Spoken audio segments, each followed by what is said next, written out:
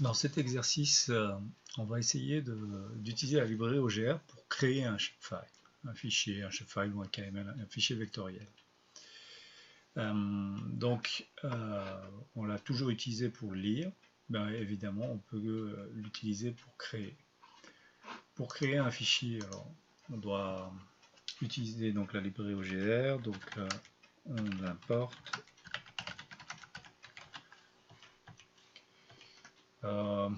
On peut déclarer un chemin vers un fichier, par exemple ça va être un fichier de points.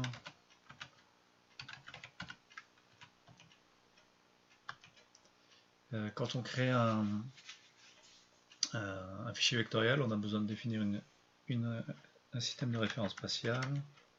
Donc on va utiliser OSR. Donc, OSR spatial référence. On va importer, prenons un classique 4326. On a besoin de définir un driver.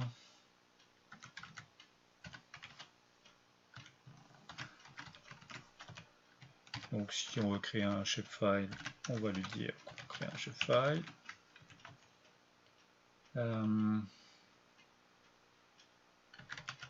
On doit créer le data source en fait. Pour ce faire, on va utiliser le driver. D'habitude, on utilise driver open. Là, on doit create data source. Et bien sûr, ça va être le chemin qu'on vient de spécifier, le chemin. Donc ça sera ce fichier qui va être créé. On crée un data source. On doit créer la couche.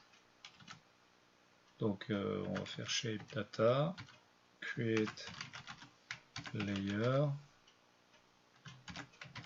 le nom de la couche, le système de référence spatiale et le type de géométrie qu'on veut stocker, qui sera WKB point. Donc WKB point, ça va être des points qu'on va faire. On va récupérer la définition des attributs. Pour ce faire, on va utiliser layer, donc la couche qu'on vient de créer, get layer définition.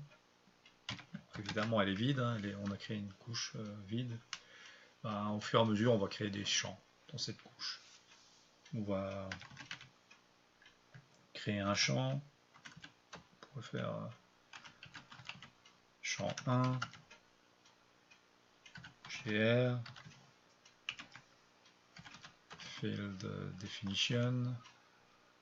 Pour créer un champ, on lui donne un nom à cet attribut et on doit lui donner un type. Donc OGR gère les types de cette manière. On a string, donc nous on veut un nom, donc ça va être un texte. On doit ajouter le champ à la couche.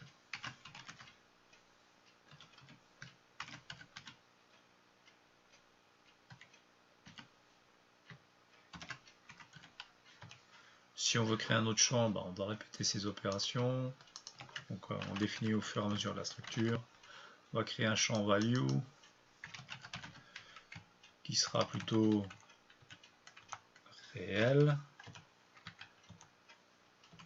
On va juste changer. Alors field one.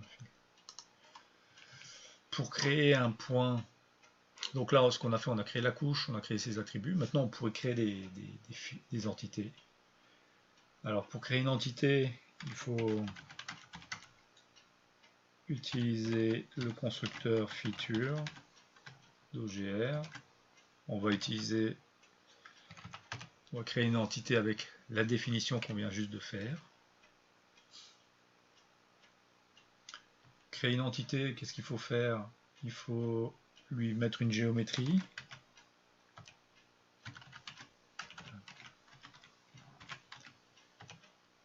On n'a pas créé de géométrie, donc on va en créer une avant. On va créer un point.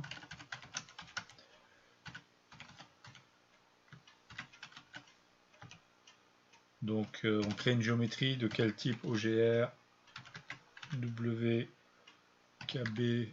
point, donc le même type que la couche. Pour créer un point, on doit lui mettre des informations. On doit lui mettre deux informations, latitude, longitude. Donc on va lui mettre des valeurs juste pour faire un essai. Maintenant j'ai créé mon point, je peux le renvoyer dans la feature. La feature, je peux lui envoyer des informations. Set field. Donc je peux lui envoyer pour l'attribut nom, on va mettre test. Et on va faire ça. Et l'autre attribut qui est value, je peux lui mettre une valeur 1 par exemple. Donc là je crée ma géométrie, j'ai alimenté ma feature avec la géométrie, les valeurs de chaque attribut. On doit mettre, pour la feature, on doit lui mettre un feature index. Donc en général c'est 0, 1, 2, 3, donc c'est comme un compteur. Nous on les met manuellement. Quand on a fait ça, on peut maintenant ajouter la feature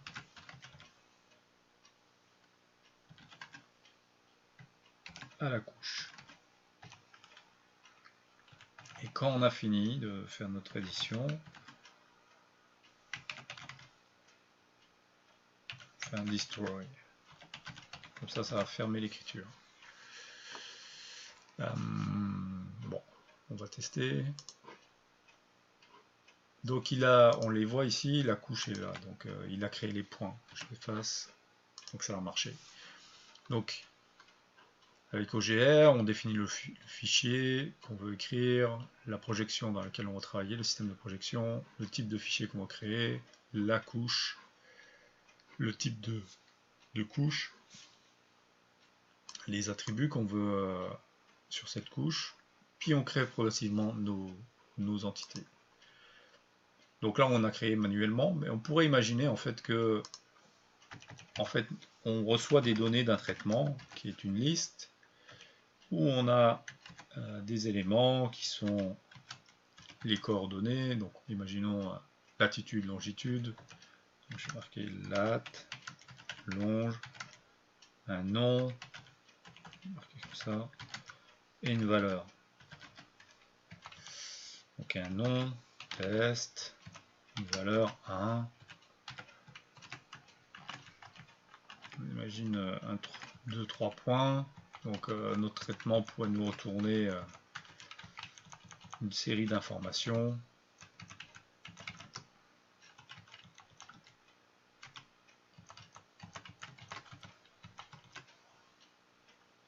Ce qu'on veut en fait, hein, c'est les informations. Donc c'est un tableau. Donc l'idéal ce serait qu'on puisse prendre ce tableau et créer nos points. Donc pour faire ça, on comprend très bien que la couche ne va pas changer, mais c'est lorsque je crée les features que je dois utiliser data. Donc ce que je vais faire une boucle sur data. Tout ce que je fais pour créer la feature, je vais le créer à partir de data. Le point, les coordonnées, on sait que c'est les deux premières informations du tableau, des 0, des 1, je vais créer mon point à partir de ça. Le nom c'est la troisième information, donc on va faire comme ça. Et la valeur, c'est la dernière information, donc c'est ça. Ici, l'index, il faudrait qu'il change, donc qu'est-ce qu'on peut faire? On peut faire une sorte de compteur qu'on va incrémenter à chaque tour. C'est une manière de faire, il y en a d'autres. Et on va l'affecter ici. Donc on le voit ici, mon fichier de point shape est créé. Je peux l'effacer. L'intérêt de cette approche, c'est que si je veux créer maintenant un KML, je change de driver. Bien sûr, le nom du fichier aussi, pour que ça soit cohérent. J'exécute. J'ai mon fichier KML qui est créé. Donc, moi, j'ai une approche qui est générique. Je peux travailler à partir d'une liste d'une entité donc Python, une structure Python, et je peux créer mon shapefile. Donc l'idée, c'est je pourrais avoir un traitement auparavant qui me produit ce genre de liste, même quelque chose de plus complexe, et je l'utilise pour créer mon shapefile, ou créer un KML, ou créer un GML, tout dépendant du driver. Donc avec sans trop de difficultés.